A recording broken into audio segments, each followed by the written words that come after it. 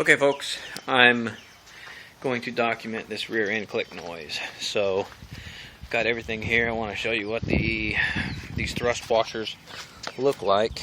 Doing it out here in the heat of the sun, that's fun. Pretty flimsy looking. Not even really sure how these flimsy little things can make a difference, but when we get inside there we'll know.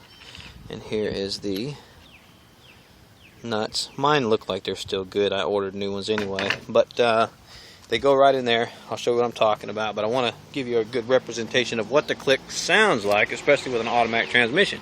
Go ahead and turn it on, son.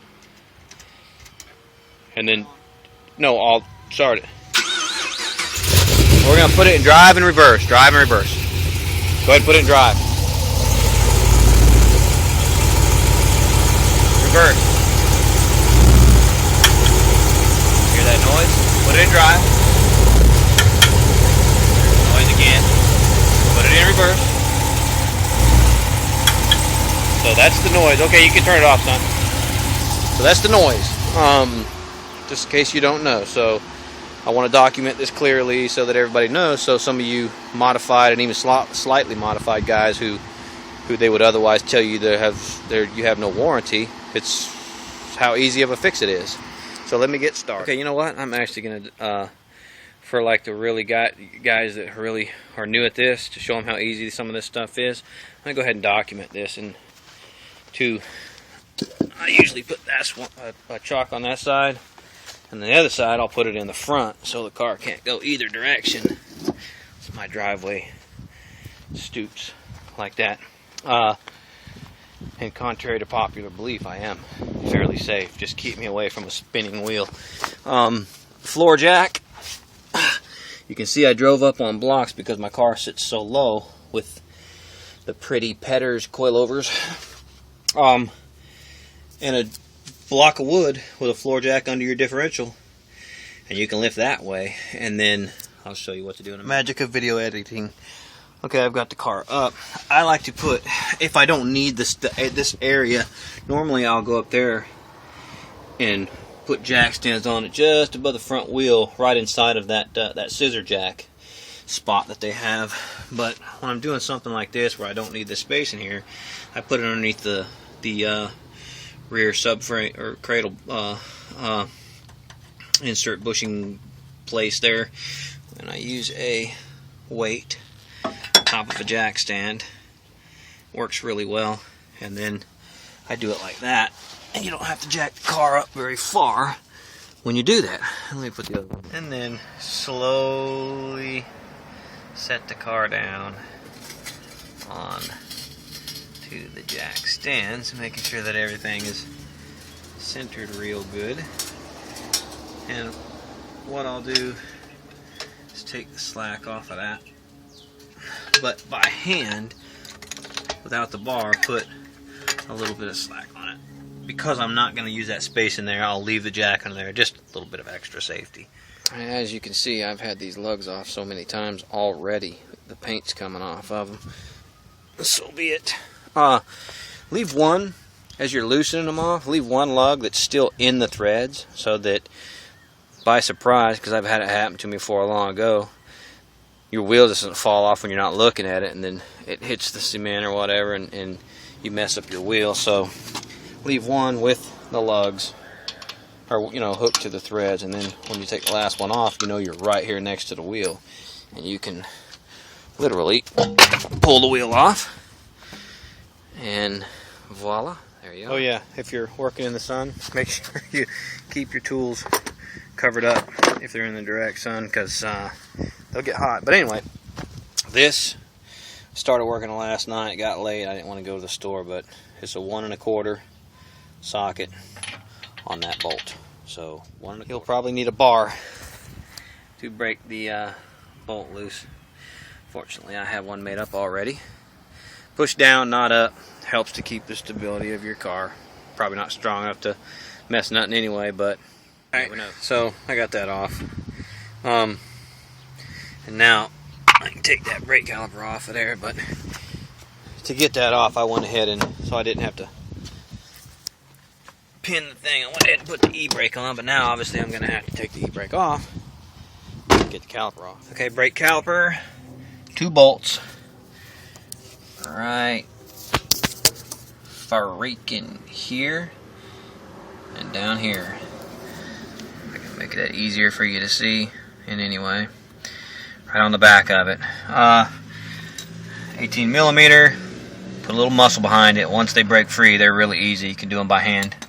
Have a hanger ready. So when you take it off, you can throw the hanger up through here, like so. And then you can hang it on the springs until, you know, while you're working on the hose. Once that caliper breaks free, you should be able to pull hard from the bottom and get it to come out of there. And then take it off, bring it back and hang it where you're going to hang it. Have to maneuver that just a little bit. Heck, it'll sit on the control arm. Look at that. And then when you put it back on, you would. If you were changing the calipers, you'd have to obviously open them up. Or changing the pads, you'd have to open them up. Because when you put new pads on there, it would be squeezed too tight.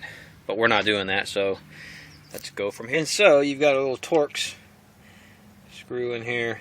And I got nervous at first thinking I don't have one small enough only on the screwdriver, but I was actually able to turn it not too hard with the screwdriver. So got to take that out, and then the hub will come off, I think. So wiggle it around a little bit, pull on it, it'll come loose, trust me. And there's the rotor.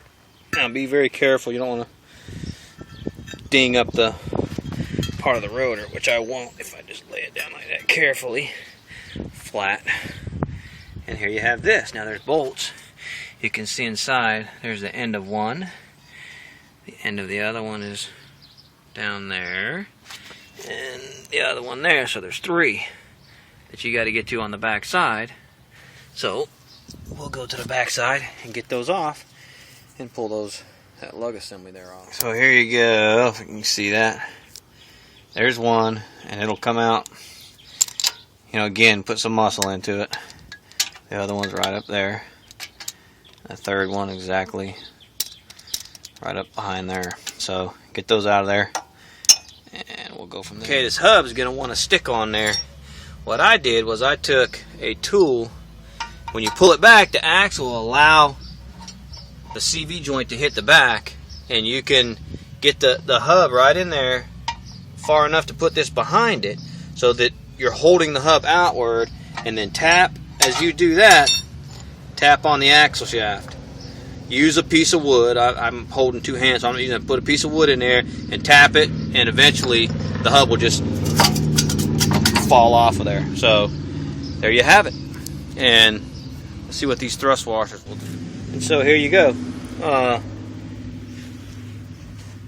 This assembly, you can see the little things that helps it guide stay in there, and that's it.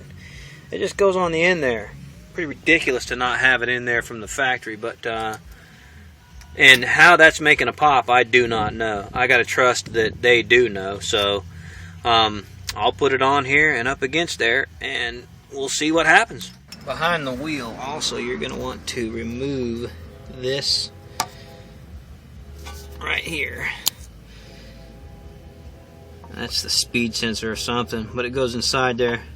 Make sure you remove that. And so basically, there is the thrust washer that I put on. And I'll put everything back together the way it came off. And yeah, don't do what I did. And like I said, make sure that that speed sensor right there comes out first, because I broke it. Leave it to me. Gotta break something. Damn it. But that should be easy to fix. So I'll put everything back together just the way it came apart. Ought to be a piece of cake. Another small tip I forgot to mention. Don't step on the brake while this caliper is off. I've done it before. I know better now, so I didn't do it, but I just remembered it. If you step on that brake, they're going to squeeze in, and then you're going to have to get C-clamp or whatever. I have to look at these calipers to see what's the best way to do these ones to spread them back apart, because they're going to be too far squeezed together to go back on your rotor when you put the rotor back on. So just a little tip. Okay, got it lubed up. I have some old fifth wheel grease that I used to use when I used to drive trucks. Goes between a trailer and a fifth wheel on an 18-wheeler. And I got the thrust washer real good and the splines. So back together this bad boy goes, and we'll see if this fixes it. I still can't see it. Shove the hub back in, and you're going to put the bolts back in where they go from behind, of course. The axle's going to want to try to recess back into the differential. Not sure it matters too much, but be careful. You can walk this bolt on, walk this hub further onto the splines of that axle with the bolt that goes in here. So don't push too hard. Just get the splines where you can get to these bolts, and I would just do it like that so that you don't shove that axle too far back. Again, it might not matter, but I'd just be careful. You can see that bolt walking in from the rear, from this side. There you go. And it gets tight, so you tighten it down, put some Loctite in there so it doesn't go anywhere. Tighten it down. I don't have the specs, just do it about that hard. Like I said, use some Loctite, considering if these bolts come off, the wheel comes off. I'm thinking make sure that these don't come off.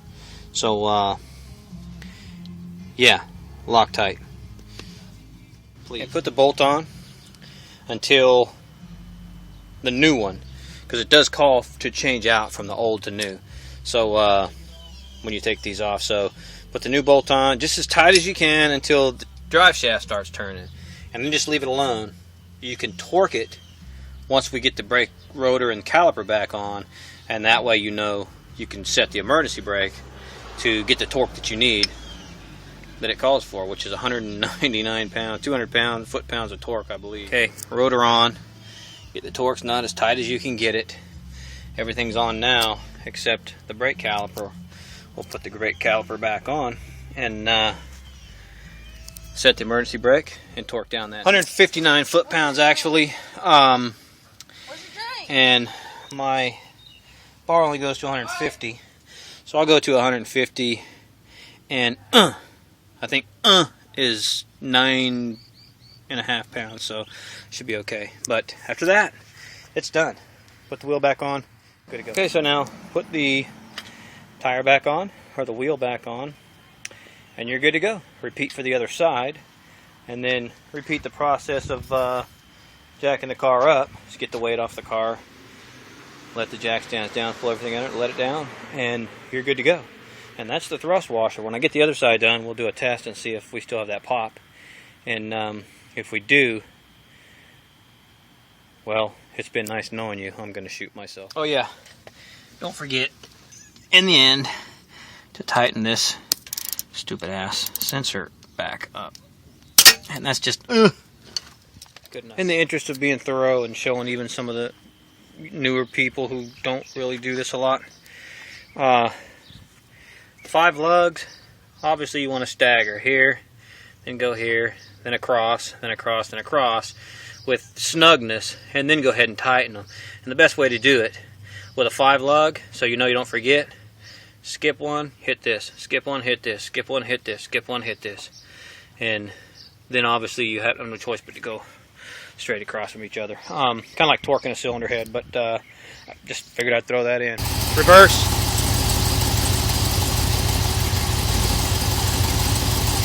Drive. Okay, the noise is gone. Reverse. It's got that little movement in it. She's got her foot on the brake. Drive. And reverse. It's kind of weird. The noise is gone though. I'll be damned. Okay, it's finished. I did break that one sensor, so my service stabilitat track light is on. Doesn't seem to affect the way the car drives though. I'll have to buy the sensor, but my luck, son of a bitch will be a $200 sensor. Anyway, had to call Greg, Camaro Spike, so he helped me out a little bit here, getting that hub off there. It was kind of stuck. Gave me the idea to do it the way I did it, but there you have it. It's all done. Noise is gone.